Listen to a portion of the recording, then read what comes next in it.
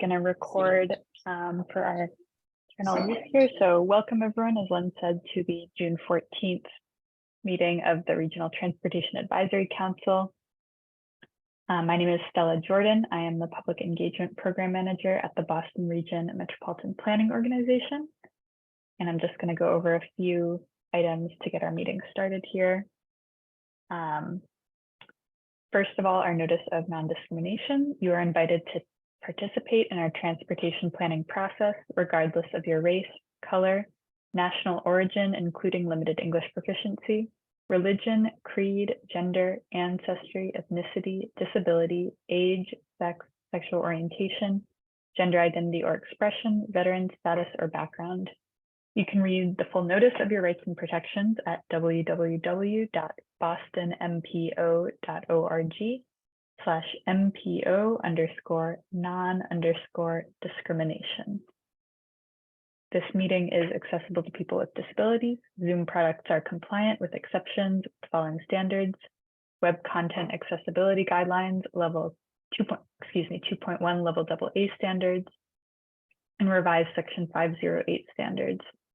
If you require any additional accommodations in order to participate fully in this meeting, please contact me, Stella Jordan, of MPO staff at sjordan@ctps.org or at 857-702-3675. Some guidelines for our meeting today. You will have joined the meeting with a muted microphone. Please rename yourself to include your first name, last name, and affiliation. You may mute and unmute yourself, but please do remain muted unless you're actively speaking. To participate in the discussion, please select the raised hand function. You can find this by clicking either on the participants button at the bottom of your screen, and a window will pop up with a raised hand button at the bottom, or in the reactions button in the toolbar, and one of us will call on you. If you're joining us by phone, you can also use *9 to raise your hand. And again, if you have any difficulties or questions, please don't hesitate to contact me via the Zoom chat box or at sjordan@ctps.org or by phone at 857-702-3675. And I will hand it back over to Len for introductions. Thank you, Stella. And while you were doing on the preamble, we have a bunch of people joining me, but I think it's still a small enough group that we can go through and do a quick round of introductions, maybe a sentence or two about yourself, and then we'll hop into the heart of the meeting. So I'll call your name, Abby Swain. I'm here. Is that what you were looking for? No, it wasn't really a roll call, just maybe a quick little introduction. I mean, like like what group are you with? I mean, I'm a Brookline resident. Okay, great, that's fine. I mean, residents are welcome. With or without affiliations, any organization. Thank you. Thanks for joining us. AC Fregoso. Anna Cristina Fregoso. I'm with Boston Society of Civil Engineers. Thank you, AC. And Amira Patterson. Happy Wednesday, everyone. Amira Patterson from the MBTA Advisory Board. Happy to be here. Thank you, Amira. Andy Reeker. Good afternoon, everybody. Andy Reeker with the City of Cambridge in the Community Development Department. I'm a transit planner. Thank you, Andy. And Dave Montgomery. Hi, everyone.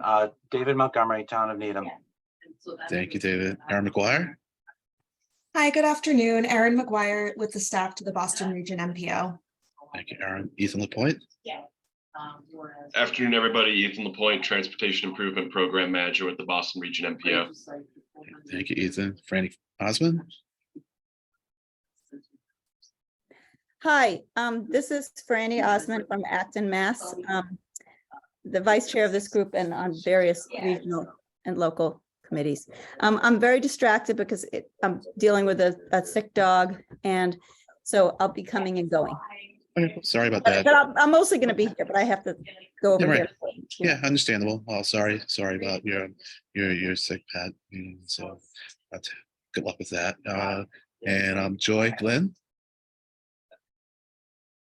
Hello, everybody. I'm here with Tyler Tarasi. Can you see us and hear us? Can hear you, cannot see you. Oh, you cannot? Let me just start video. Thank you. Sure. No Here problem. we are. We're both here. Tyler's Great. here and Joy Glenn, Metro West Regional Transit Authority, the MWRTA in Framingham. And we're always interested with what you folks have to say and helping us to learn new and better ways of doing things. Thank you so much. Great. We're always happy to have members and representatives from the MWRTA or MWRTA here. Yeah, sorry. I'll get that right. I get everyone's initials mixed up. So it's not just you. And I'm Owen McDonald. Thank you. Owen McDonald, town of Weymouth. Okay, thanks, Owen. And so I think we're all set here. And my name is Leonard Diggins, and I am chair of the advisory council, and I'm here on behalf of the MBTA Rider Oversight Committee. And so with that, now I'll turn it over to Betsy. Well, actually, me and Betsy, you can introduce yourself, and then take over. Sure, thanks. I don't know, Stella, did you need to do public comments or? And then We can always leave time at the end if that's. Oh, okay. No. I'm being a little aggressive. Actually, I was being a little aggressive here, meaning partly, or a little fast here. Partly, I think, because I went through the introductions, and didn't see anyone, that I didn't recognize except for Abby Swain, and just seeing her. But we should actually just stop now and do the public comments, because that is where it is on the agenda. So thank you. Anyone want to do public comments?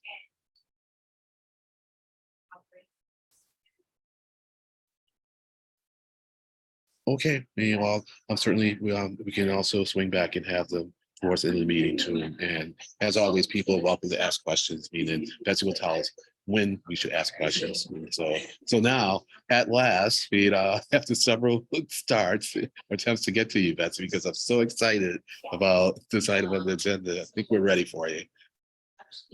thanks, Len, and really excited to be back at RTAC. Always a fun group and an interesting conversation with everyone here.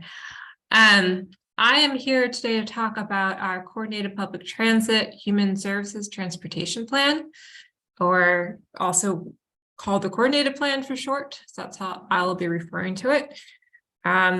We are in the process of developing our coordinated plan. I'll talk a little bit about what it is, why it's useful, what it might mean for you. And we're also, as we're kind of gearing to wrap it up in terms of we're starting to really write it now, we're having activity at the end to get any kind of final input on kind of priorities and actions for this MPO and for the region more generally in terms of human services transportation, because that's what the plan really focuses on. I know this group is always very interested in what can we do, what actions can we as trans advocates and staff members and other interested parties kind of do. And that's kind of where we're at with the coordinated plan, is turning away from the needs of what are the needs in human services transportation and focusing on, well, what are the actions that will help us address those needs, whether it's the MPO or other stakeholders in the region. So with that context, let's move on to what is the coordinated plan. You also see it called Coordinated Human Services Transportation Plan. So there's a couple of different terms for it, but it all stands for the same document.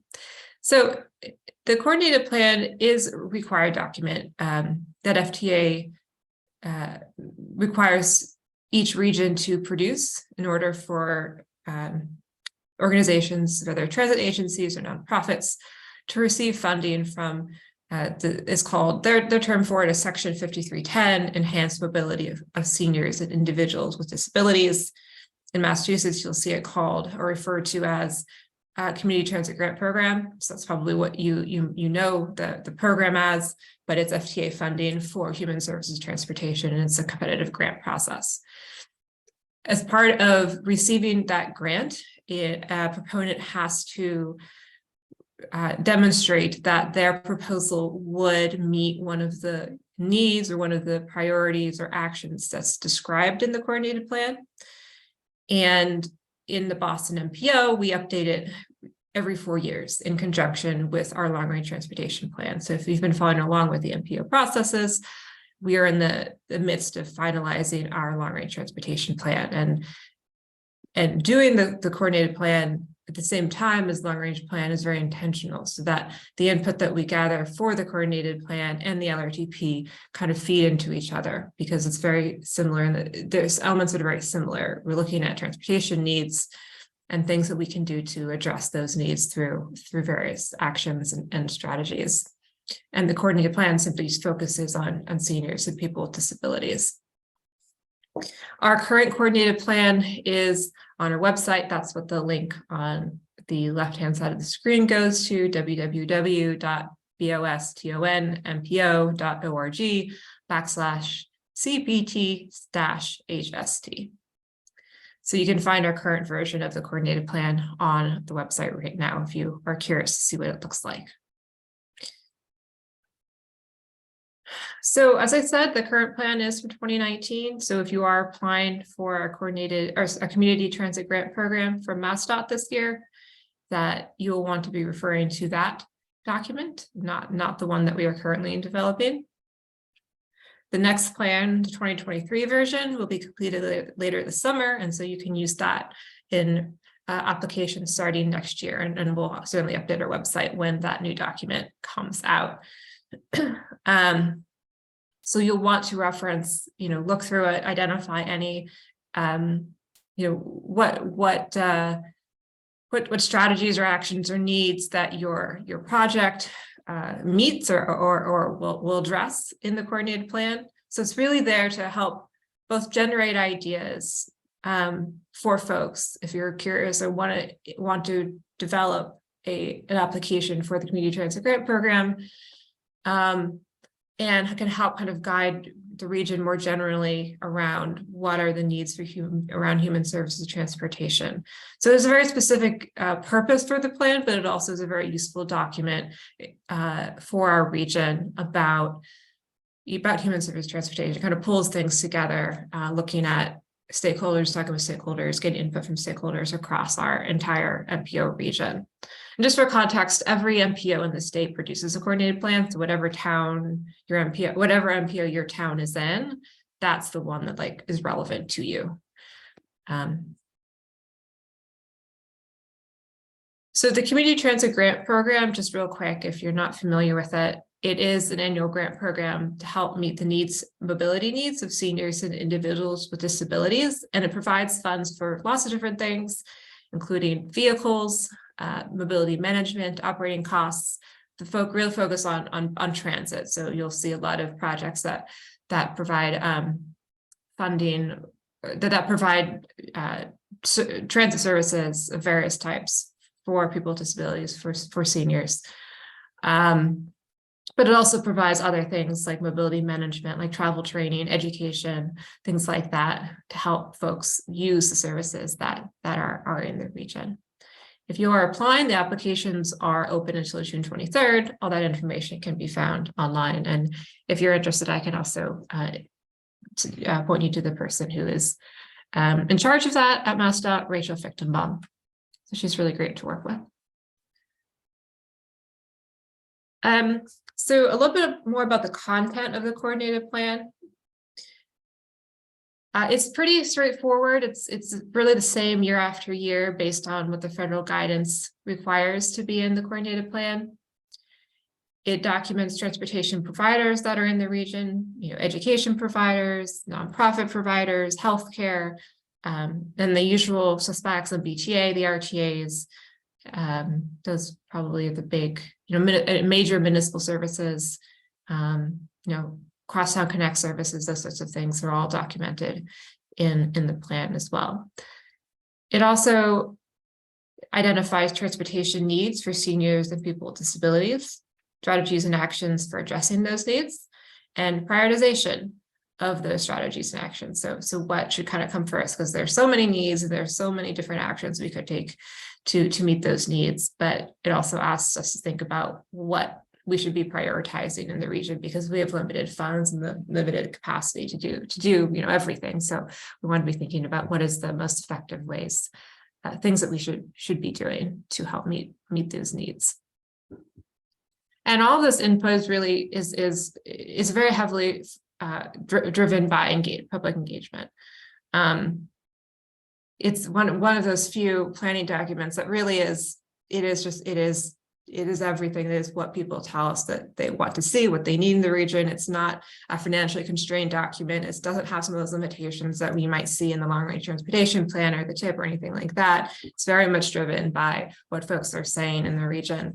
And so it's because the purpose is to help get people funding, help organizations and RTAs get funding for things that will, for services and other projects that will enhance mobility in the region. And so it is different in that way and unique in that it is driven fully by public engagement.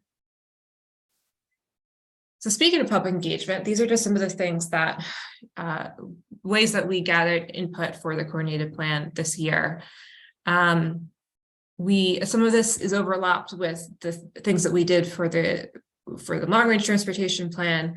So what we would do is kind of go to these meetings that we normally go to and talk about needs for seniors and people with disabilities and get that feedback through these other kind of more general processes that we undertook for purposes of the LRTP or for other planning processes. So for example, we do sub-regional meetings with our sub-regions every fall. And so we used input from those meetings. You may have attended transit working group coffee chats. We have a human services transportation kind of not a subcommittee, but a subgroup that has had several coffee chats, one in October of 2021 and one in November of 2022. So all of that input has also become part of the coordinated plan, or will be documented in the coordinated plan this year. We've had several regional coordinating council meetings, one with Boston North, one with the Ponce Valley. So that feedback will be integrated to the coordinated plan. We held a coordination workshop for transit providers and councils on aging in April this year. So I think several of you may have been there to talk more broadly about transportation needs and help folks coordinate and talk to each other and to further their own kind of thoughts and actions around human service transportation and the roles that they have. We've talked to the advisory council several times, and we also did a survey that closed recently that asked a lot of these same questions about the needs and priorities and actions for addressing those needs. So these are just some of the things we did, but we have, we also have had, we've had ongoing engagement. So the coordinated plan is done every 4 years. And, as we do engagement over those 4 years, all of that input is anytime we hear about human service transportation needs, that goes into our database of needs and is eventually kind of pulled together in the coordinated plan every 4 years. So those are just some of the highlights that have taken place the past year or so.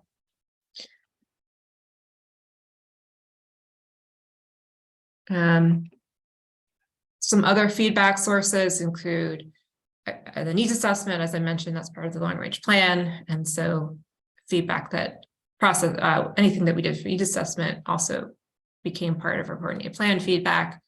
Sub-regional meetings, more transit working groups, RCC meetings.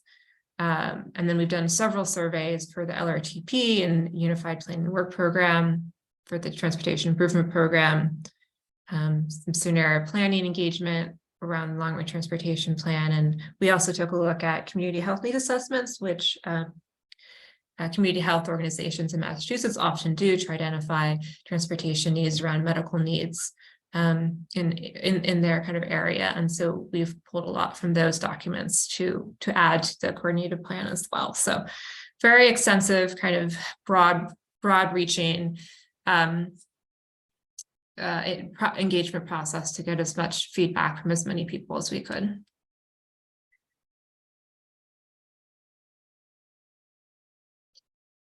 So some of the needs that we heard, and this is very high level, there's a lot more, but we wanted to touch on the highest kind of high level topic areas that we found, and perhaps is not entirely surprising to folks.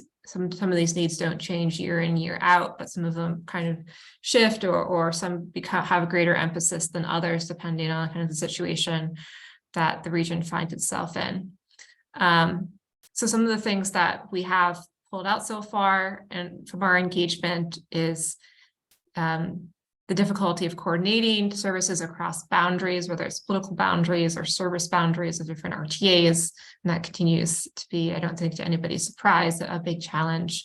One thing that was talked about a bit at the April coordination of COAs and transit provider workshop was on the sharing of capital resources. Some folks in the region have had success with doing that and investing in things like dispatch centers that can be used by multiple municipalities for different services. And that's a sort of coordination that folks can undertake to make things more affordable, so that not every single town has its own dispatch call center to manage for different ride requests. So that's one example of successfully kind of coordinating across those boundaries to make services more affordable and more sustainable. A need to expand existing services, and this can include things like expanding services geographically, like outside of the inner core, which around Boston things are a lot of transportation, but certainly more limited the further you get away from Boston. The challenge of serving multiple demographics, right? Sometimes funding only allows you to serve like medical appointments for seniors, for example. And so thinking about how can you use sources of funding to tackle multiple kind of demographic needs or needs of different types of needs like jobs versus medical appointments or different population groups, so that you're not having these disparate services for kind of similar needs. Service timing of service. Sometimes services are only between 9 and 5 and only in weekdays, or even 10 to 4, something like that. And so, people obviously have to do things outside of those times. And so that was a big need, continues to be a big need to have kind of expanded service hours. And also supporting non-medical trips. Like medical trips tend to be a big emphasis, and there's tends to be more funding available for medical trips, which is of course important, but also, folks have other things that are important to their lives, whether it's work or social visits, and we know, and physical activity, and we know how important those things are to quality of life and health. So that's been still continues to be a need for folks in our region. There's also a need for more funding support, for more consistent funding streams that don't kind of stop and start, that are around a lot. I mean, the FTA program that this coordinated plan supports is certainly a consistent funding stream. It's been around for a long time, although it is only, you have to apply every year to receive funding. It is a fairly consistent funding stream. And also joint funding applications can help kind of mitigate some of those funding challenges. Certainly the Community Transit Grant Program very much encourages municipalities and RTAs and nonprofits to work together to submit one application. You certainly will get more points and be favorably looked upon if your application includes support from multiple kind of agencies and multiple entities. So that can be a very effective way of surmounting some of the funding obstacles. And then finally, just a need for general education and training for folks, especially as they kind of, as folks go, if they have to lose their license or they're transitioning in some way to a new situation in their lives, that there is that training and support for them to be able to use public transit. It's not always an intuitive thing. I think certainly in Boston, if you live in Boston, it's second nature, but that's not always the case for folks living in less transit-oriented areas. So that continues to be an important aspect of the work. Some of the priorities that we've identified in terms of addressing those needs include, just to nobody's surprise, I think, regional coordination. All the things I just mentioned, existing, coordinated across boundaries and assets and resources, developing partnerships to access more funding and to streamline services and make things cheaper, and getting support from institutions such as transportation agencies and other types of funders. Funding, I guess, is another kind of obvious need, I think. Broader eligibility is a kind of what I referred to earlier about how certain funding streams only support certain types of demographic groups. Some being conscientious of that and expanding eligibility to other groups for different types of funding streams, and including riders and other stakeholders in planning. It's certainly very important, and hopefully some of this engagement that we've been doing does take that into account. And, you know, it's something that should be continued as well. But this priorities piece is really where kind of this group comes in, and we're really interested. Okay. So in kind of tackling, I just want to show you a little bit more of what the priorities that we have found through our survey. This chart shows some of the priorities from the survey and indicates the number 1 ranked priority of survey respondents. The highest, the priority that was ranked number 1 the most often was improving transit stop accessibility. So that was very important to folks. One of the other highly ranked ones was ensuring sidewalks adjacent to public transit are safe and ADA compliant. Another important was same-day transit, same-day on-demand transit, and then followed by expanding existing transit service to improve access to destinations. So that was just kind of a snapshot of survey respondents. Certainly not inclusive of the entire region, but of the folks that we talked to, or who responded to our survey. That's some of the priorities that they identified.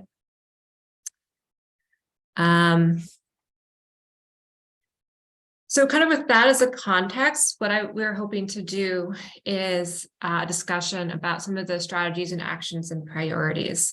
And we've talked a bunch about what some of the needs are for our region.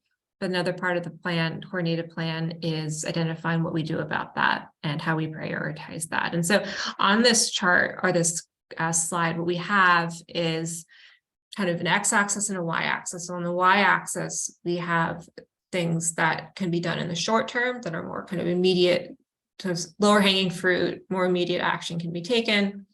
And then on the other end of the y-axis is a longer term solution, something that might take a long time to implement. And then that's crossed by an x-axis, where on one side things are more important, and the other side things are less important. And I say that not to say that that everything is, you know, that one thing or another is less important than something else, but to encourage everyone to think about kind of what would be the more effective kind of strategy to tackle some of the more pressing needs, right? Because we can't necessarily fund everything, and it helps to think about what will be most effective, both in a cost-effective way, and if it if an action or a strategy can tackle multiple needs at once, that might indicate that it's a more important strategy for the MPO or for the state or other agencies to undertake. So it's really an exercise, and just a thought exercise of how can we think about prioritizing different actions. And when I say actions, I mean anyone actions. Could be the MPO, it could be the state, it could be municipalities, but it can be anyone really. And so what we're going to do is I want to open it up to discussion, and Sel is going to kind of moderate the discussion. And as you know, you can raise your hand, and we can talk about it, and I'll record it in a document kind of separately. And so you can, and then if you like to put it in the chat, that's okay too. You can write your ideas of if something would be a shorter term solution or longer term, and whether it's kind of more important or less important. Does that make sense? So if you want to share the screen for the Jamboard, they can kind of see that in action, kind of what we're going to be doing. In the meantime, as she's doing that, yeah, Len, go ahead. So my question is, so others was like the biggest category, and I know that others probably is, has like a whole bunch of things in it, but could you like give us an impression of some of the things that were in it? That's a really good question. I was afraid you were gonna ask that. Okay, no problem. I can try to look it up as we go and see if I can pull some up. It's just I have to find where the data is saved. We just like closed the survey like last week, so we're still in the process of processing some of the data, which is why I don't have it at my fingertips. That's a good question. Yeah, don't worry about it, because I was just wanting to get an impression. I mean, so if someone just if you just kind of like combine all the input and then threw it out as an alphabetical list of words that were in it, taking out the articles, that would be good enough for me. But it's more a curiosity question, not that, I would expect that, not having that would have any impact on anyone's decisions. That's it. Thank you.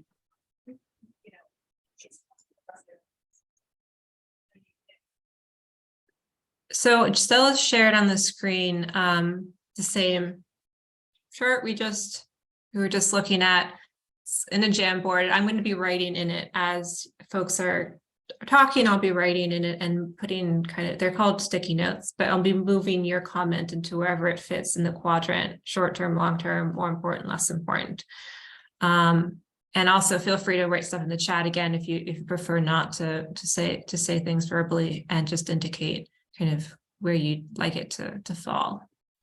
And also if you have questions too, just about the coordinated plan in general, feel free to ask those. It's pretty open conversation at this point. I see one question in the chat from Abby. Does transit stop mean only bus stops or trolley stops too? I think we consider that to be any sort of transit, from bus to rapid transit, T station, things like that, right, Betsy? Yeah, we didn't specify what kind of transit. I think in the survey, just transit stops.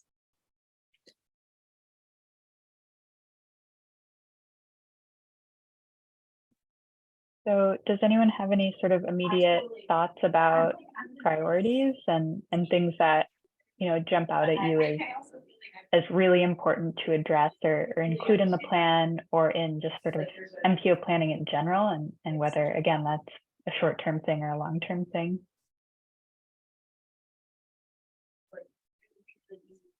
See a few hands popping up here. Abby?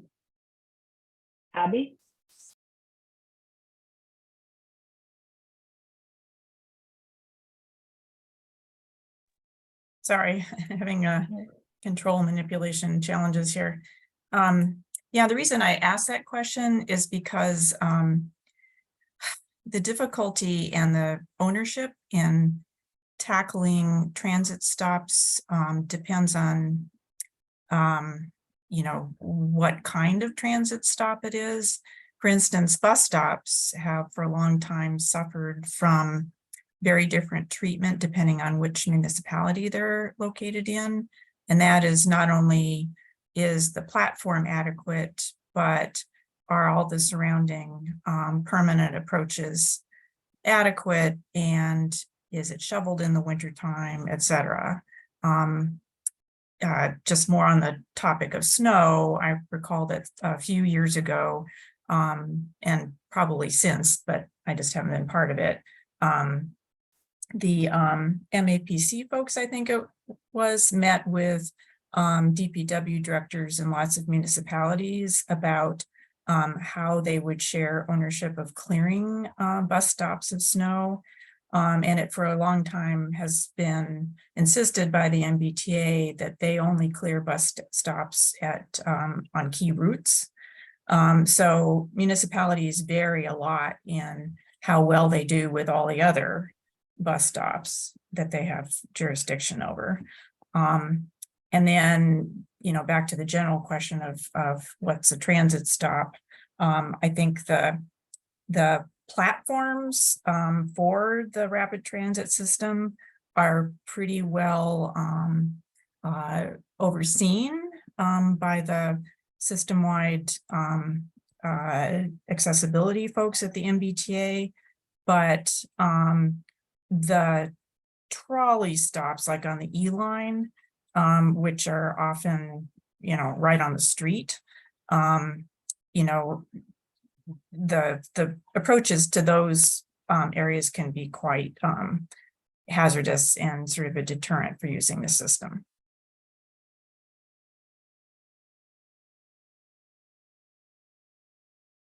Yeah, thanks, Abby. That's helpful. And I think Betsy put up on the screen here address disparities in the quality of bus stops, including snow removal between different towns. I think sort of the key here that you're getting at is maybe the disparities across the region and sort of how accessible things are and requirements around keeping things accessible. I think that's certainly really important to keep in mind when we talk about coordination. I think that's one reason that the PATI program, PATI at the MBTA has crept along at quite a slow pace because there is so much coordination and like who's in charge is really not very clear. So, the MPO seems like a pretty ideal place to kind of seize that problem by the lapels and get municipal folks to cooperate.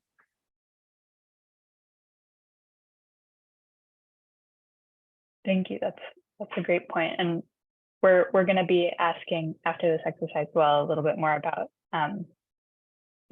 what folks' thoughts are about what role the MPO should play and what role the advisory council can play in sort of continuing these discussions. So I think that's a good note there.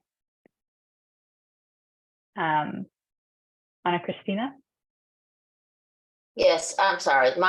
I have more of a comment of support. My sister recently had a brain aneurysm and is now disabled, so I'll be able to hopefully contribute a little bit more, in the coming years as I learn what challenges she's facing. But I know, having spoken to my brother-in-law right now, I wanted to support the idea of the on-demand travel and non-medical. Those I know are the two he's really because he still doesn't have his car set up, but they're right in West Roxbury, and he's looking at having his car retrofitted because he's at a loss. So the education force, that's it, just a comment of support. Thanks, Ana Cristina, and I'm sorry to hear about your sister. But yeah, I think that's a huge one that we've heard a lot from folks as a priority. And Betsy's putting that in the chart here, sort of along the longer term and sort of right in the middle in terms of importance, just something that we hear a lot. Andy? Ana Cristina just mentioned exactly what I was going to say. We've been having conversations about some of our mobility gaps in the city of Cambridge. And, we're really well served by public transit and by the bus network. So a lot of the issues around stop accessibility and those kind of things do come up from time to time.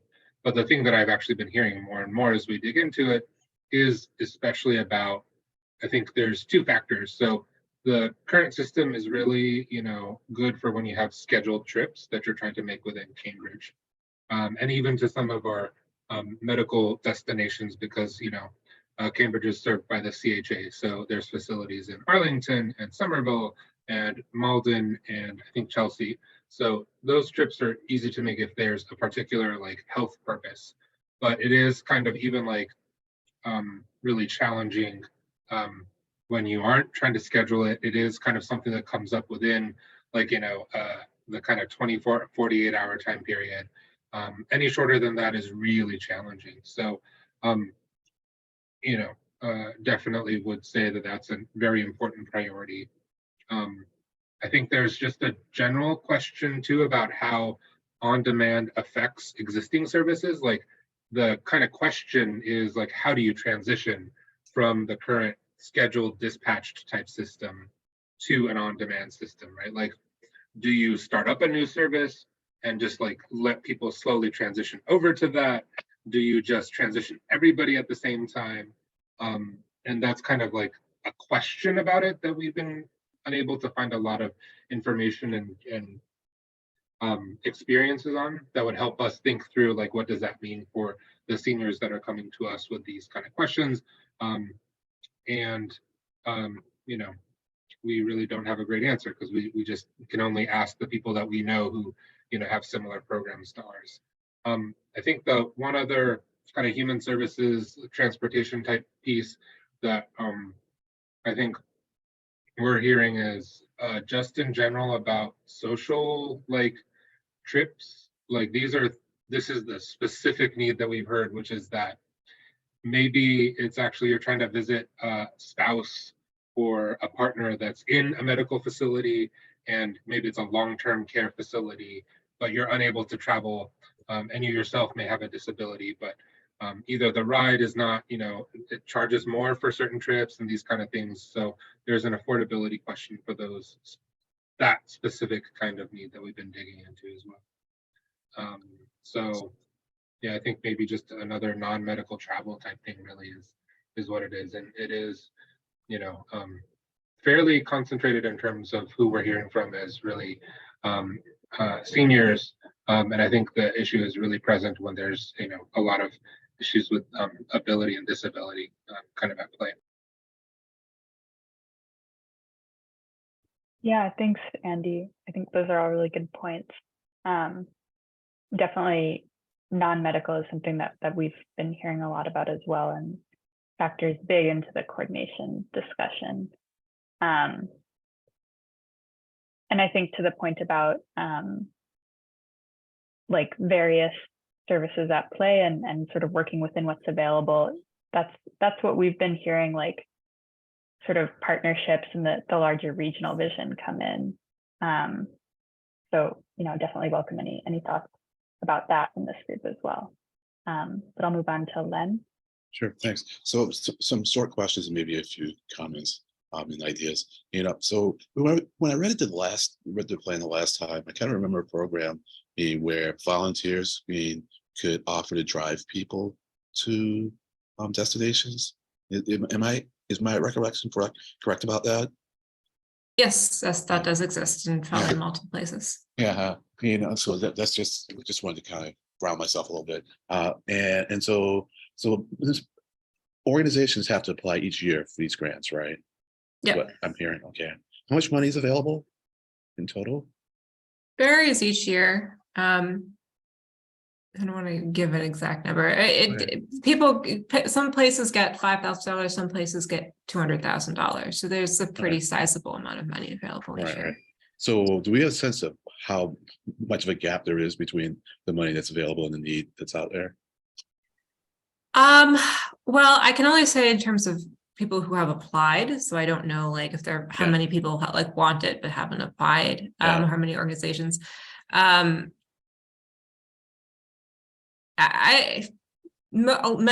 of the applicants do get funded. You know, there's some that don't, but each year it seems like most of them do.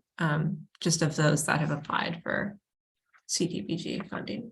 Right. Just trying to get a sense of the real need out there. I mean, and then of course there's the visible need, and then the invisible need that may stem from people who aren't aware of the program. So we have a sense of people of how aware people are of the programs that are available to them. I don't know. Yeah, the best person to ask that would be Rachel Fichtenbaum.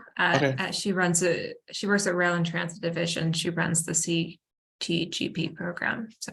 Okay, all right. Well, I've heard that name before. I think she maybe even has talked with us, so can reach out. Yeah, absolutely. Yeah.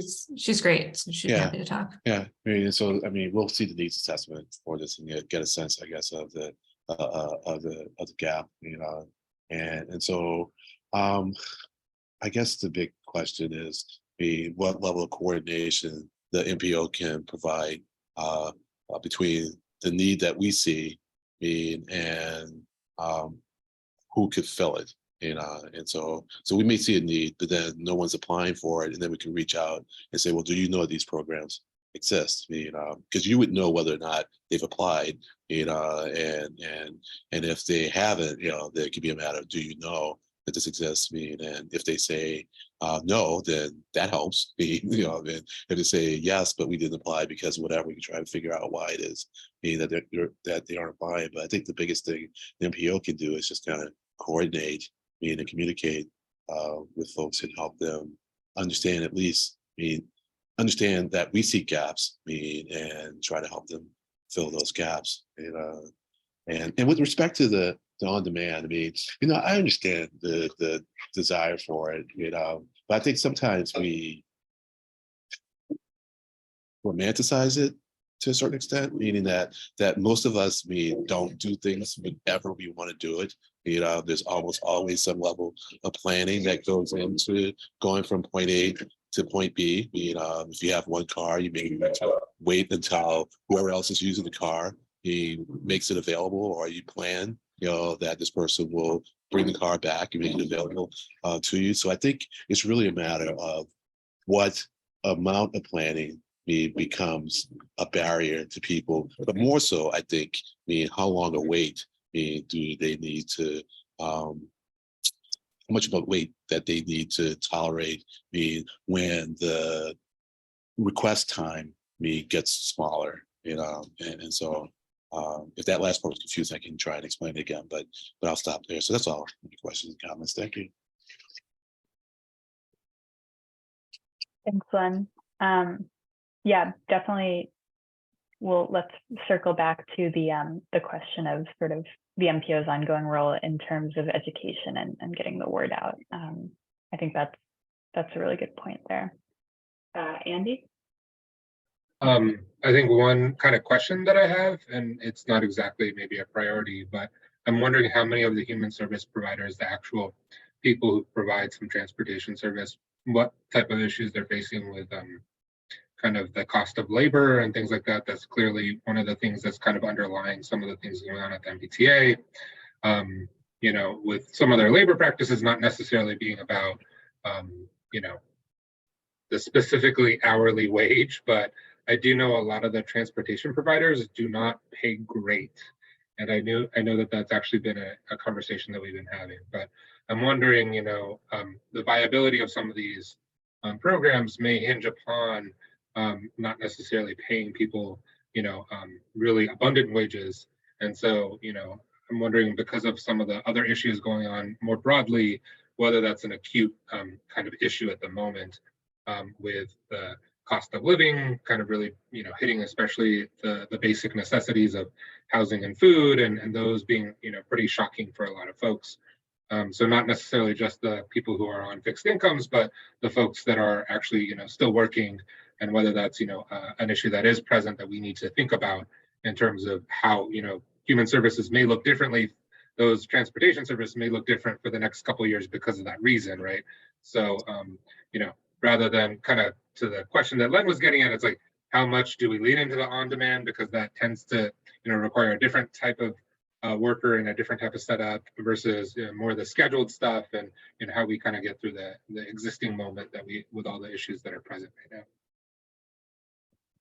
That has definitely come up in conversations, the lack of workers. I don't know that anyone's offered a solution, but it's certainly an issue, and for all types of different human service agencies and volunteers too. Like, a lot of places rely on volunteer programs to provide those non-medical trips in particular, because obviously the type of trip and demographic is more flexible than a grant-funded program. And so COVID too has reduced the number of people willing to volunteer. And so it's various aspects have influenced and limited the workforce available to provide these trips, for sure.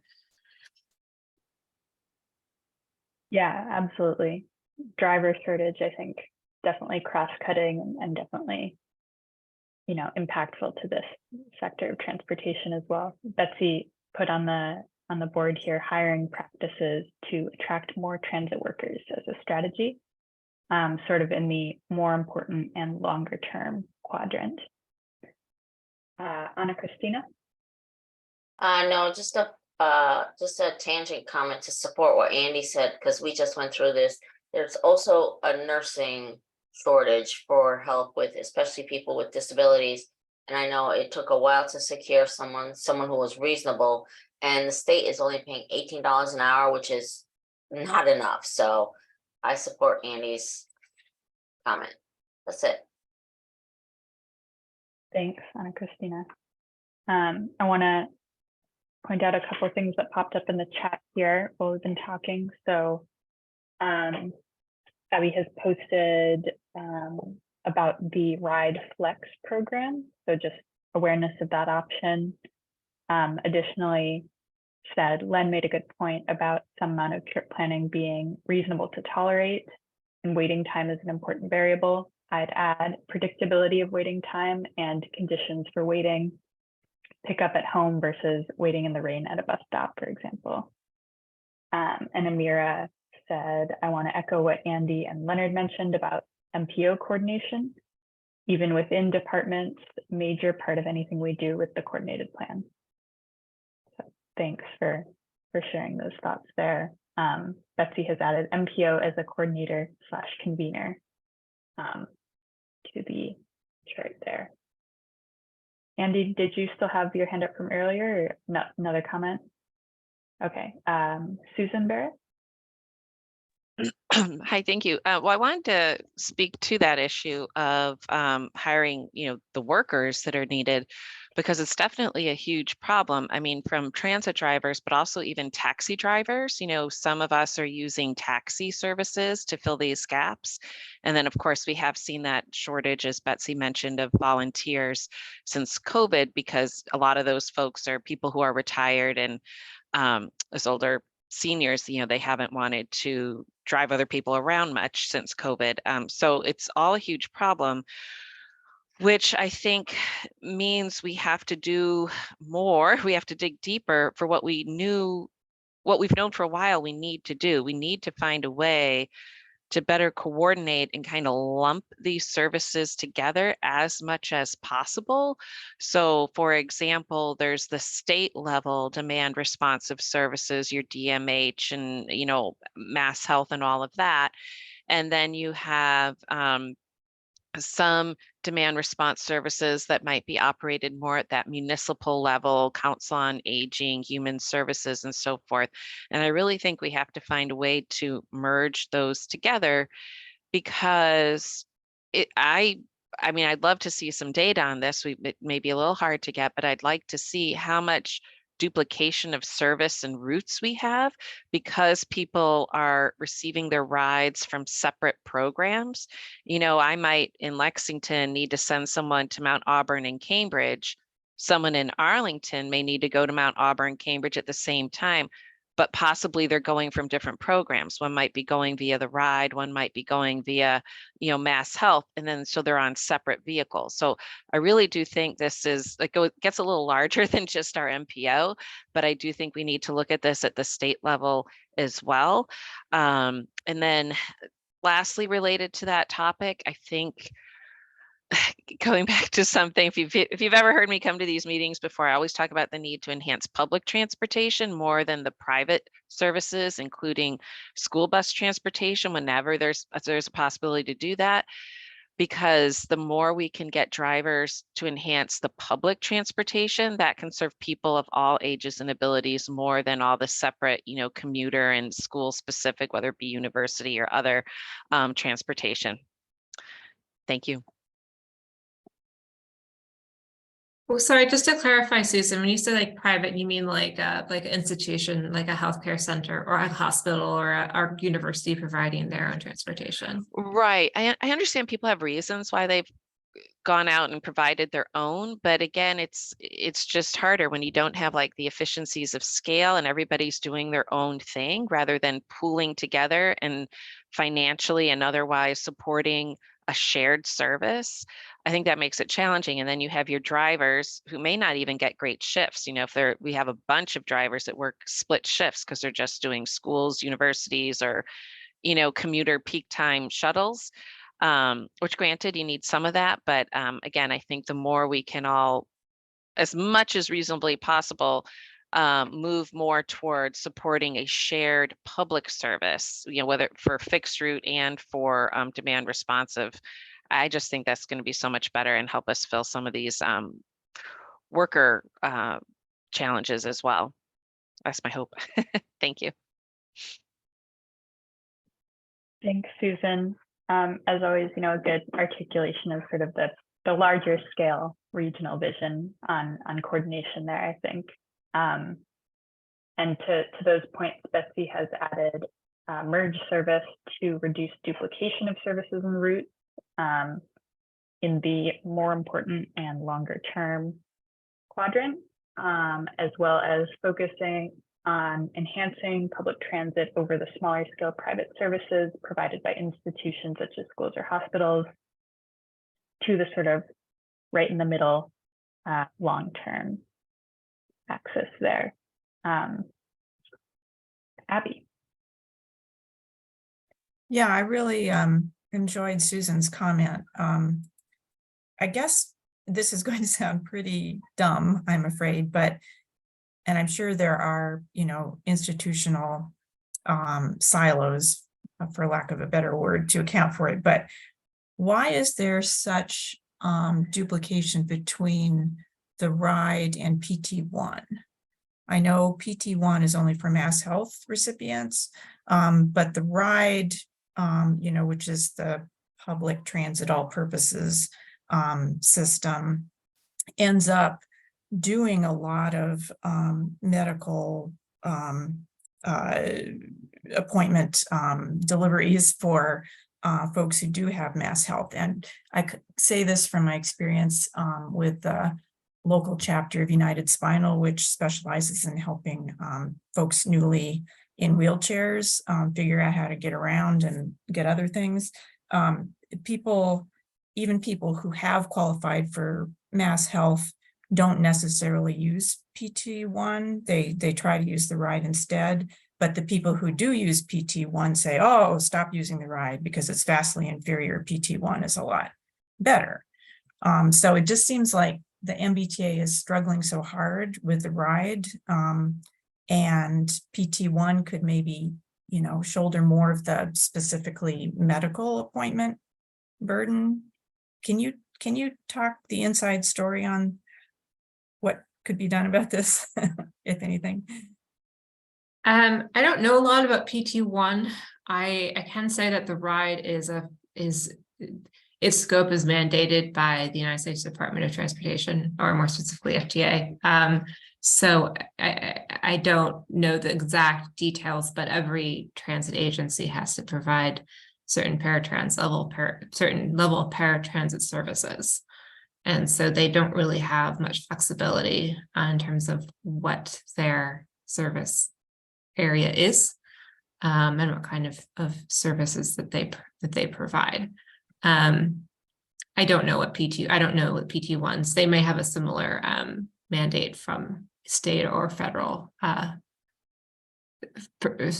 perspective, but to your point, certainly talking about communication between them to figure out where there might be duplications might be helpful. Yeah.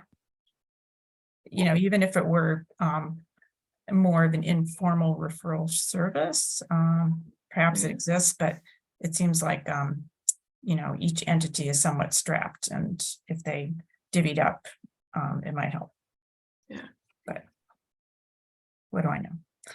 Well, we're all learning here and trying to figure out how to do it better. And on that note, we're certainly going to have more conversations about this, and perhaps more frequently. So certainly once we see the plan itself, we'll discuss it, whether that's with Betsy, or just amongst ourselves. We'll decide the time. But this is an important issue, and I think the advisory council can maybe help play a role with helping in the MPO coordinate things. Maybe not, but certainly we can be in there motivating, more coordination. And I certainly have some ideas as to what towns can do to help with funding, but we'll save that for another time. So as soon as I say we need to move on, I see two hands go up. So if the two hands could keep it brief, I'd appreciate it. Andy? So yeah, I'm wondering whether essentially on the kind of funding side of things, whether the millionaire's tax that passed last year had any programs that could have been, included in legislation this year for this specific need, or whether there's a point of advocacy to push future legislatures to, use some of those funds for these specific needs for transportation that we're talking about here. And then two, anything on the federal level related to some of the other infrastructure primarily related things. But I remember one of the things being, if we're building back better, health and human services are infrastructure, social infrastructure. And so I'm wondering whether there's any programs that did make it through the kind of legislative process on that as well too. So more of a general question about just kind of the context of the plan.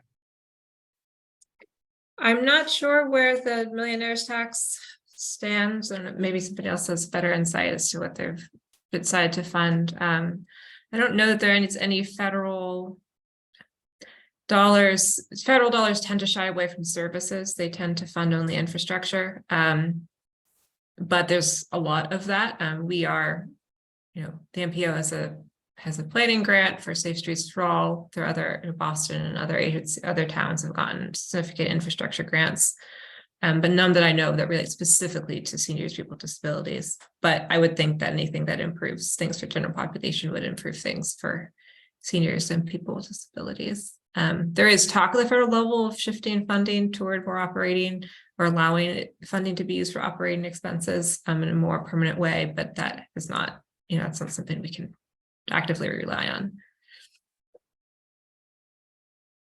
Right, Franny? I'll be very quick. Talking about comparing and contrasting ET1 and the ride, we also really need to bring in there the towns and the outskirts of the RTAs and the towns in the middle of the RTAs, because there are a lot of those towns of both types within the MPO. And it's different for every town. Like in Acton, if you want to go a long distance to a hospital, there's really no type of van. And then some towns maybe have it one day a week. And then anyway, it just varies so much about how you do those longer distances. Some people take the local ride to Concord in order to get on the ride, which is difficult. And you could also do the train, of course, but again, all those switches when somebody's going to a doctor is very hard. Thank you, Franny. So we'll be back on this topic, and I'm thinking we'll be back on it within 2 to 3 months, for sure. So thank you so much, Betsy, and look forward to talking with you more, and good luck with everything. Thank you. Okay. So moving on to the chair's report, and I can keep this really brief because I really don't have a whole lot to report from meetings that people aren't aware of already. So we commented on the tip, and our comments were accepted and documented. No real feedback on them, and that's okay. And it's not like no comments on ours. There's just generally no comments on the comments, if I recall correctly. But now the tip is out, and we are essentially awaiting the LRTP and the UPWP. And so we approved the UPWP for release, and at a meeting yesterday, meaning that we are sending it to the MPO board at our meeting tomorrow for release, and I'm expecting the LRTP to be released, and that now sets us up for the next item on the agenda, and that is us planning, for our 3C committee, which will have 2 things on which it will need to comment. And so we'll be looking for people to for that committee, and I think we'll need to have our work done by our next MPO meeting, which is going to be on the 12th. So Stella, am I correct about the timing, or is it one of those cases where we need to be ready even before that meeting? So I put up just the Okay. expected comment periods here, and apologies. I got one day off. So Yeah. the LRTP is both the LRTP and the UPWP are expected to be released for public comment at tomorrow's board meeting. Right. And the comment periods would officially start on the 16th on Friday. Right. So the LRTP would go until July 16th, and I believe the UPWP would still go until the 7th. So Right. I think there may not be, I think the following MPO meeting at which the comments would be sort of presented and discussed would be July 20th. I don't call off the top of my head, sorry, Yeah, no, but I think no. if as long as we're doing something Yeah. during these comment periods, Yeah. So I would follow those parameters. yeah. So the 4th is on a Tuesday. So the 5th is Wednesday. So our meetings are the 2nd, Wednesday. So it'd be the 12th. So we'd have time for the LRTP. Just wouldn't have time, for the UPWP without us having a meeting, a full advisory council meeting before then. And so I'll ask for thoughts about that. Do folks want to do an advisory council meeting, for a UPWP comment letter?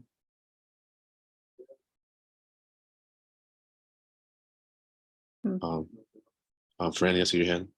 Yeah, could we do something sort of like what we did last time, where we have an optional meeting? Wait, when is our July meeting? Our July meeting is gonna be on the 12th. Yeah, Okay, so yeah. where we had an optional, an extra meeting, or maybe that's sort of like the 3C committee, but just the reason we did it so weird this time is because nobody had signed up for the 3C committee. Right. So, but we could have a 3C committee the week before that meeting. Yeah, And Yeah, come up maybe. with a draft and then bring it to that meeting. Yeah, Yeah, if you want to call me again, just Franny, just let me know. I'll help you out too. I'll be there for you if you want to Right. do it off meeting. Well, people think they'll be around on the 5th meeting, and we'll just need to make sure that we're gonna have a quorum at that meeting. So maybe we can survey around and make sure that we'll have a quorum at that meeting on the 5th. And so that meeting could be the one where we would approve the letter for the UPWP, but then also discuss, probably ongoing draft of the letter for the RTP, which we then have a fuller discussion of at the meeting on the 12th. And so with that, if we pull together the committee, we would have to determine when we're going to have the meetings to work on both drafts. And as long as the number of people on the committee are fewer than what it takes to have a quorum, we can have email discussions, we work on things in Google Drive and whatnot. So we don't really have to meet. We just have to really commit to getting the work done.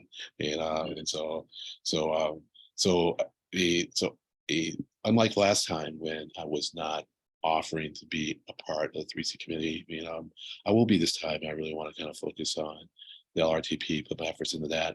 I'm happy to work with folks on the UPWP comment letter. I prefer not to take the lead on that one. In fact, it'd be better if I didn't take the lead on either of them, but I am willing to put a lot of effort into the letter for the LRTP.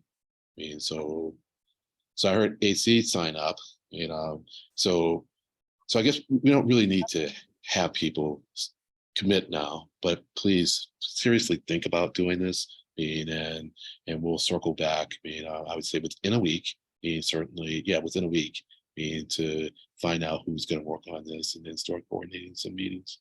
And so we can either, meetings as in meet at it on as a group, or we'll just coordinate things through email as to how to get the letter started. Are folks fine with that? So I see Franny's hand up, and Stella, if you could drop. Sign up. I'm just volunteering to Okay, participate sure. in it.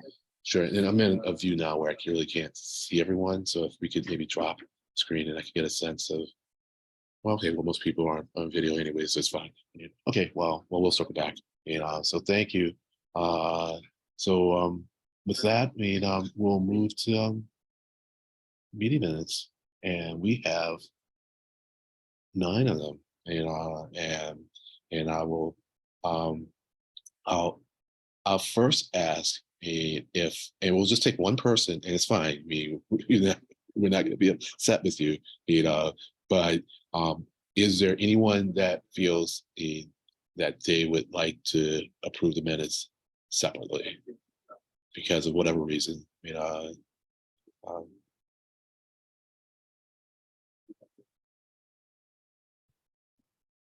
Okay. All right. And I just want to double check with Stella. We've got a quorum, do we? Yes, we Okay. have a quorum All right. if Right. everyone votes. Well, you can So- they can abstain too. So Yeah, absolutely. yeah.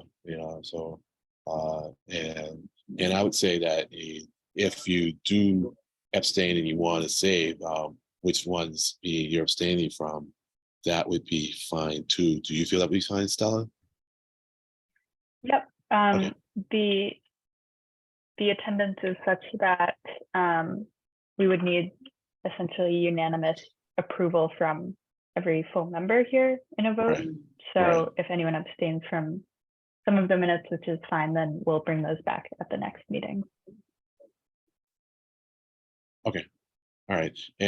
And do keep in mind that you can, it's not required that you be at a meeting to approve of the minutes. And some people feel differently, but I don't think you really have to be at the meeting to approve the minutes. Now, I'm not trying to force people to accept the minutes.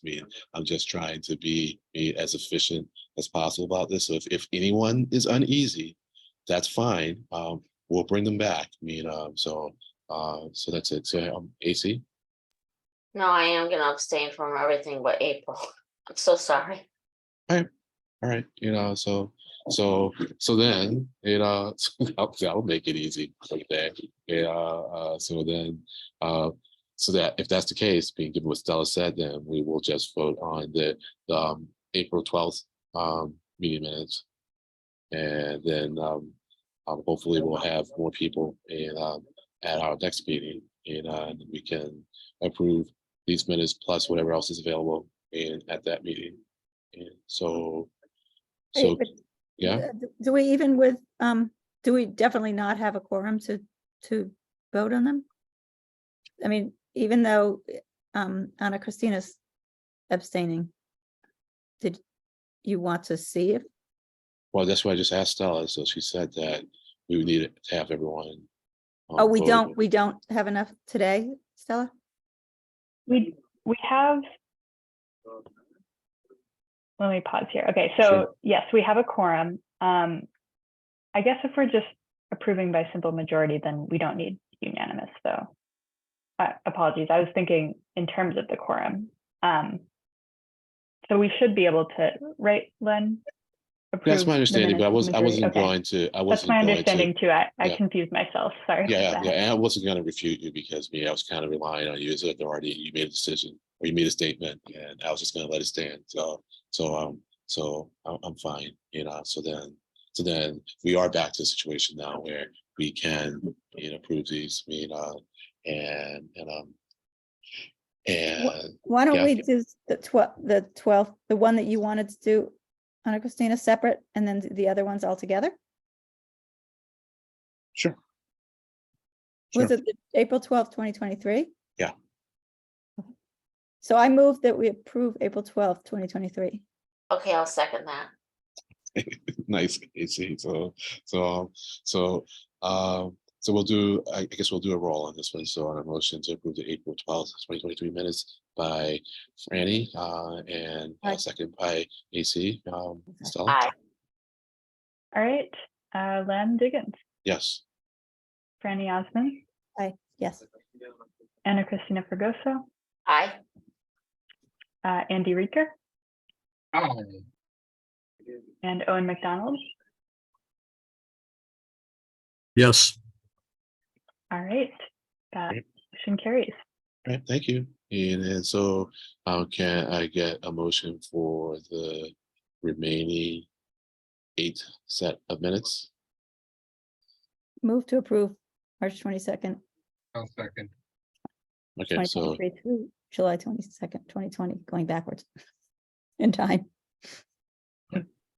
did you want to read them all or not? It's up to you. Okay, March 22nd, 2023, March 8th, 2023, March 10th, 2021, December 9th, 2020, November 4th, 2020, September 9th, 2020, August 12th, 2020, and July 22nd, 2020.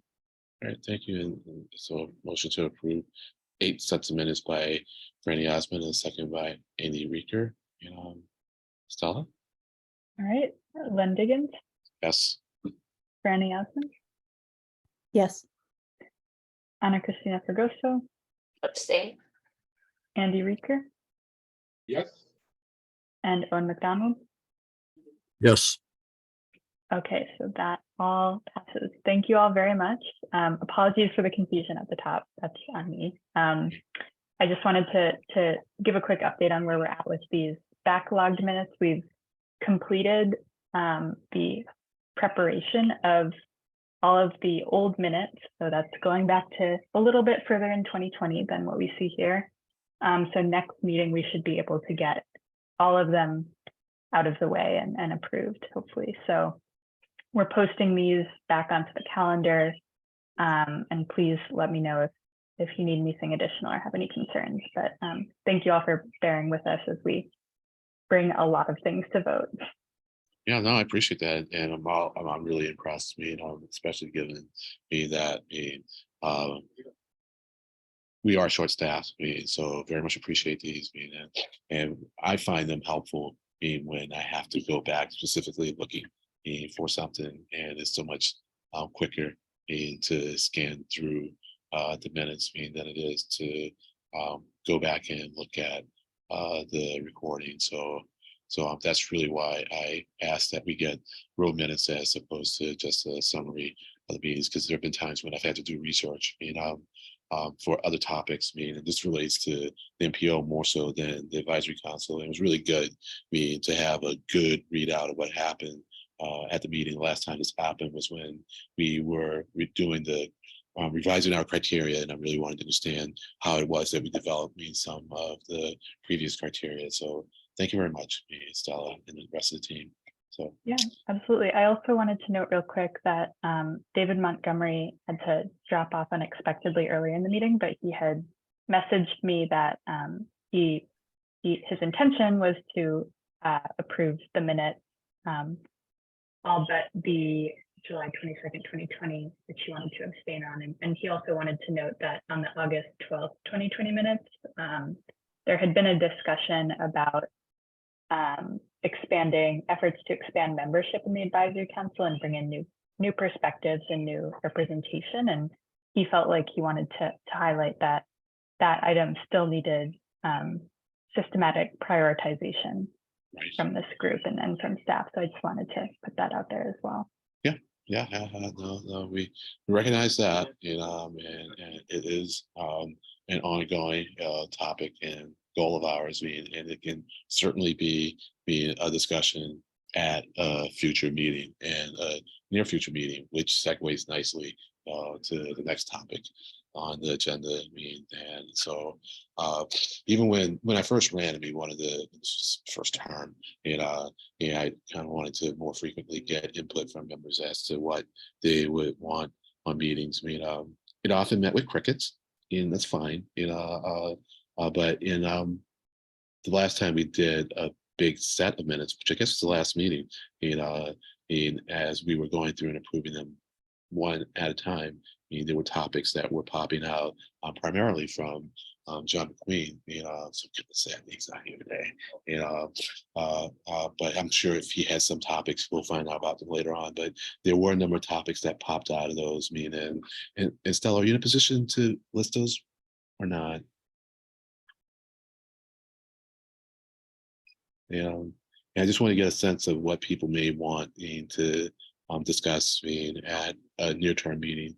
That would be July, our next meeting. And Let me also, just try to find my notes here. yeah, Len. no problem, no problem. You know, but even without those notes, if there's something you want to discuss at the July meeting, you know, or the September meeting, that would be good. And we have to discuss, I guess, whether or not we're going to have an August meeting. AC. I forgot now which meeting we talked about it, or we had the pilot program come in for the transit, on-demand transit or ride share program. I'd like to follow up on how that pilot went, Okay, if we can get those guests back. okay. Was that Newmo? I want to say it was last fall we No, I'm discussed. saying, no, It was pilot? Gloucester, I think. Was it Gloucester? I think it was North Shore, something in the North Shore. They did a pilot program for ride sharing. All right, do you remember which meeting? Yes, I'm sorry. I'm No trying problem. to find my notes. I'll find my Okay. notes and send it to you. No problem. And the nice thing about having, you know, the minutes like this be in our agenda is that it's easy to grab all the PDFs and put them in one place and do a quick search on them. And so yeah, if you find your notes, then I can find out who that was, and try to get them on the agenda for either July or September. You know, but while I Stella's did looking, find the Sure. list. So actually, yes, I believe it was the December 8th, 2021 meeting that had covered a microtransit pilot, Christina. And we had requested a follow-up there, excuse me.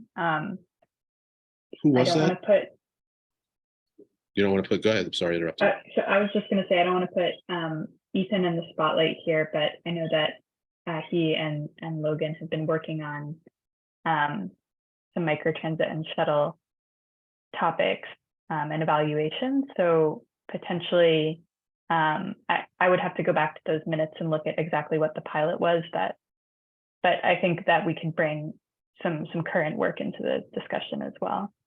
All right. That's a good idea. You know, so we could, yeah, although I know AC, you wanted to hear from the people who did the pilot, you know, and maybe what Ethan can do is, well, actually, Ethan has his hand up, so why don't I let Ethan say maybe what he could do? So, Ethan? But yeah, just to Stella's point, and thank you, Len. My recollection from previous meeting was that it may have been two presenters, but I may be incorrect, where it was one from Newton for Numo for their on-demand service. Yeah. And I think the Cape Ann Transportation Authority operates an on-demand service in Gloucester, which is also an MPO funded pilot project. As Stella alluded to, we'd be happy to reach out to them and see if they can provide any additional information, because over the summer, staff are going to be working on some related items for the transit transformation program and some updates to the MPO's shuttle funding programs through Community Connections. So, I think that's a nice combination of topics that are related. And if we could pull them all together, would that suit? Would that be acceptable? You see? Yeah, and I was going to say my second idea, I know it's been done to death, but I'd love to maybe find out if there's a micro transit or something with freight mixed in, you know, as far as all these freight, because now I don't know about the inner city so much, it's pretty bad, but here in the outer greater Boston area, the Amazon trucks are driving me insane, the amount. And I'm wondering if anyone has any sort of a pilot program or a program about all these small freight, localized freight movement from companies like that, because there's more than just Amazon. You know, there's the standard UPS, there's mail, there's FedEx, there's a lot of movement with those kind of vehicles, anyone involved in shipping. And they seem to be taking more and more liberties about parking and blocking roadways, and that's it, just an idea. Yeah. For possible future programs. Yeah, I don't know. I mean, there's a work program on deck for tomorrow. I don't know if that's for the freight study, and I can't recall if we've seen a work program be for the UPPWP study that was proposed, that was funded the last cycle, you know. And so I'll go back and look and see if there's a work program I'm for not, that. yeah, I was wondering, I'm not sure how it would tie into freight, but I know these are going to like certain distribution centers and from there they get distributed to smaller vehicles. And those get dispersed and it's just creating a mess, Yeah. you know, We're blockage.